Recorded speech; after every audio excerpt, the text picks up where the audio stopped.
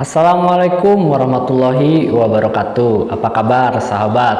Semoga kita semua selalu dalam keadaan baik-baik saja. Dimudahkan usaha kita, dilancarkan rezeki kita. Amin ya robbal alamin.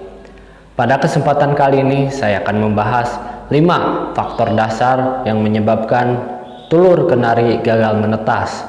Dan saya juga akan menjelaskan mitos atau fakta bahwa telur kenari yang terkena guncangan gempa bumi itu bakal gagal menetas, sahabat.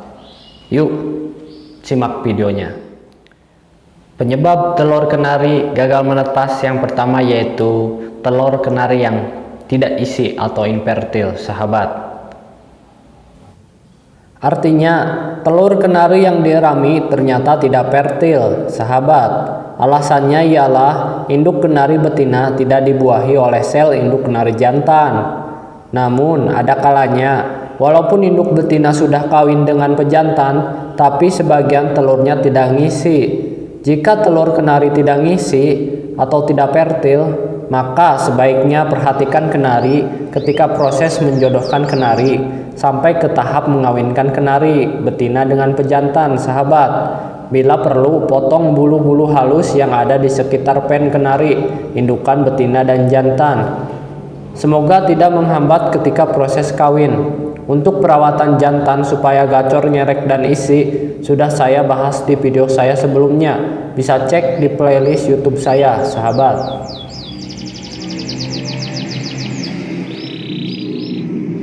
Kemudian, penyebab telur kenari gagal menetas yang kedua yaitu suhu yang ekstrim.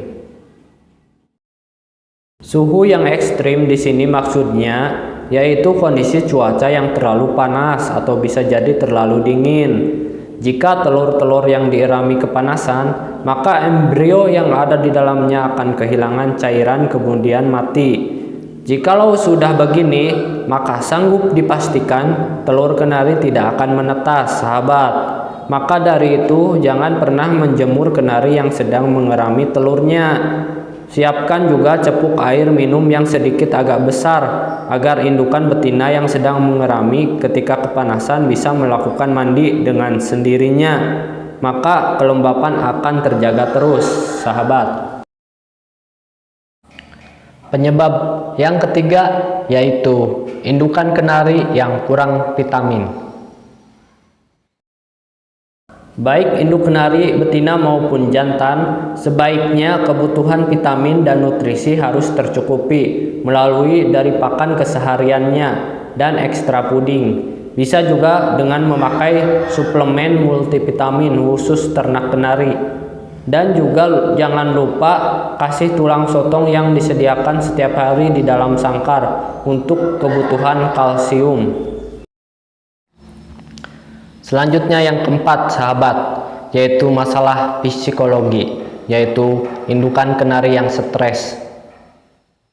Kondisi stres pada indukan yang mengerami telur juga turut memicu keberhasilan telur tersebut menetas, sahabat. Saat indukan stres, maka dia akan mempunyai kecenderungan untuk meninggalkan sarang pengeraman atau tidak mengerami dan dapat berperilaku tidak wajar. Misalkan berperilaku hiperaktif karena overbirahi atau stres karena tempat pengeraman di sekitarnya terdapat suara yang terlalu bising dan sering. Juga banyak lalu lalang hewan atau manusia. Jauhkan pula posisi indukan betina yang sedang mengeram dengan suara gacoran jantan, sahabat. Yang kelima atau yang terakhir, sahabat, yaitu indukan kenari yang terkena penyakit saat mengeram. Bisa penyakit kutuan atau penyakit yang lainnya.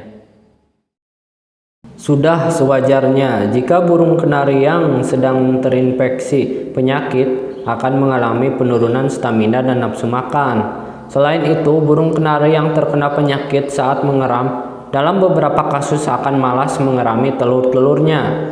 Walau dalam beberapa kasus indukan yang terkena penyakit jika tak tertangani secara baik dapat mati dengan kondisi mengerami telur-telurnya. Kutuan juga termasuk penyakit kenari saat mengeram. Kutu bisa menyebabkan kenari saat mengeram menjadi sakit dan tidak meneruskan masa pengeraman. Banyak dari sahabat yang bertanya, mitos atau fakta, telur kenari yang terkena guncangan gempa bumi itu akan gagal menetas.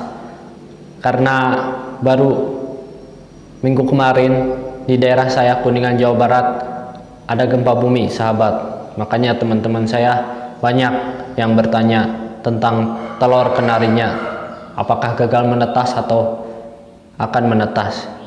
Jadi simak